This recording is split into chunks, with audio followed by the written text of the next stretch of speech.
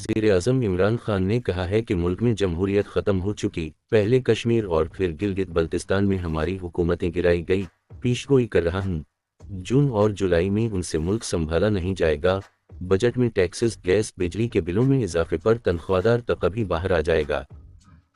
तफसीलात के मुताबिक बानी पीटीआई इमरान खान ने कमरा अदालत में सहाफ़ियों से गैर रस्मी गुफ्तगू करते हुए कहा कि आज़ाद कश्मीर में जो कुछ हो रहा है इस पर तशवीश है। मुल्क में जमहूरियत ख़त्म हो चुकी, पहले कश्मीर और फिर गिलगित बल्तिस्तान में हमारी हुकूमतें गिराई गई, पहले गिलगित और कश्मीर में लोग अपने हुकूक के लिए खड़े हो चुके हैं। इमरान खान ने कहा कि पेशगोई कर रहा हूं, जून और जुलाई में उनसे मुल्क संभाला नहीं जाएगा।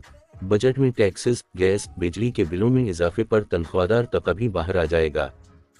बानी पीटीआई इमरान खान ने कहा कि मुल्की हालात पर आर्मी चीफ को खत लिखूंगा। सुप्रीम कोर्ट के अकाउंट में जो 35 अरब रुपए आए इस पर 13 अरब का मुनाफा भी बन चुका है। देहात में प्राइवेट सेक्टर यूनिवर्सिटी नहीं जाती, बंजर जमीन पर अलकादिर ट्रस्ट यूनिवर्सिटी बनाई जो बच्चों को मुफ्त तालीम दे रही है। इन्होंने कहा कि नवाज शरीफ ने तोशाखाना से 6 लाख रुपए में बुलेट प्रूफ गाड़ी खरीदी, इसको बुरी करने का सोचा जा रहा है। जरदारी ने तोशाखाना से 3 गाड़ियां ली, वो अदालत से इस्तना मांग रहा है।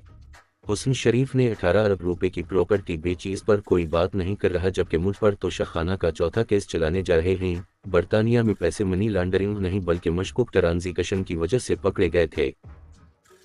इमरान खान ने कहा कि सिविल अदालत में केस चलता तो मजीद 5 साल तक पैसे पाकिस्तान ना आ सकते। बैरून मुल्क अदालतों में मुख्तलिफ केसों में पाकिस्तान के पहले ही $100 मिलियन ज़ाया हो चुके।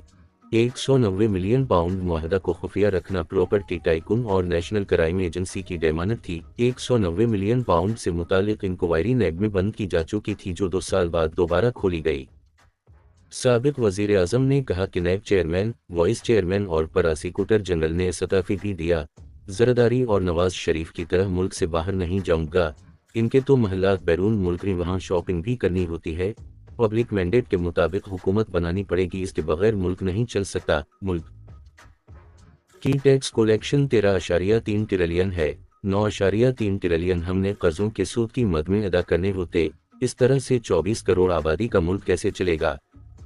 इमरान खान ने कहा कि मुल्क की आमदनी में इजाफा हो नहीं रहा, सरमायाकारी के लिए कोई तैयार नहीं। बजट से पहले बिजली और गैस की कीमतों में मजीद इजाफा होगा, तनख्वाहदार तबका सड़कों पर होगा। सहाफ़ी ने सवाल किया कि शहजाद अकबर और फरागोगी को बुलाएं, आपकी बेगुनाही साबित करने के लिए अदालत में बयान दें। इमरान खान ने कहा कि फरागोगी से सिर्फ 3 मुलाकातें हुई हैं, उसका ताल्लुक बुशरा बीबी से था। ऐसे हालात में शहजाद अकबर आया तो उसको एयरपोर्ट से उतलिफ लिया जाएगा। मुल्क में जंगल का कानून है, जंगल का बादशाह सब कुछ चला रहा है। शेर अफजल मरूद से मुतल्लक़ बात करते हुए बानी पीटीआई इमरान खान ने कहा कि शेर अफजल मरूद को कई मरतबा समझाया पार्टी पॉलिसी की खिलाफ वर्जी न करे।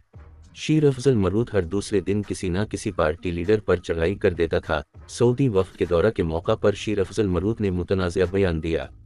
बानी पीटीआई ने कहा कि शेर अफजल मरूद ने पार्टी के लिए बहुत काम किया, लेकिन उनको पार्टी पॉलिसी की बार बार खिलाफ वर्जी नहीं करनी चाहिए थी।